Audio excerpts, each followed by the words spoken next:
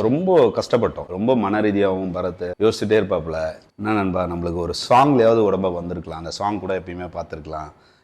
நம்ம ஃபைட்டில் போய் காமிச்சிட்டோம் உடம்ப. படமும் நல்லா போல. பட் ஓகே, ஒரு சாட்டிஸ்ஃபைட் என்ன தெரியுமா, நான் என் வேலையை கரெக்டாக பார்த்துட்டேன். நான் என்னோட இதுவை நான் விடலை. என்னைக்காவது ஒரு நாள் ஜெயிப்பேன் அப்படின்ற ஒரு ஓட்டம் தான் பரத்தோடு. இன்னைக்கும் சப்போர்ட் பண்ணுறது எதுனா, நான் பர்சனலாக கேட்கும்போது, என் நண்பனாக கேட்கும்போது, நண்பா சூப்பர் நண்பா, என்னதான் உனக்கு மூவி அப்படி ஒரு எம்டன் மகன் மாதிரி ஒரு காதல் மாதிரி வரலனாலும் நீ ஸ்டெடியா நிக்கிற ஒரு விஷயம் எனக்கு ரொம்ப பிடிக்கும். நண்பா எக்ஸசைஸ் தான் நண்பா. நான் அப்படியே ஆஃப் ஆகி பார்க்குறேன், கத்துக்கிறேன். இல்ல ஒரு எக்ஸசைஸ் ஒரு மனுஷனை நிக்க வைக்குது இல்ல, வருத்தெல்லாம் படல.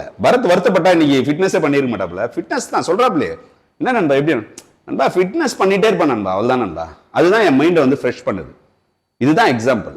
எல்லாருக்குமே தெரியும் பரத் வந்து எப்படி ஒரு ஹீரோ, எப்படி ஒரு ஃப்ரேம்ல இருந்த ஆளு.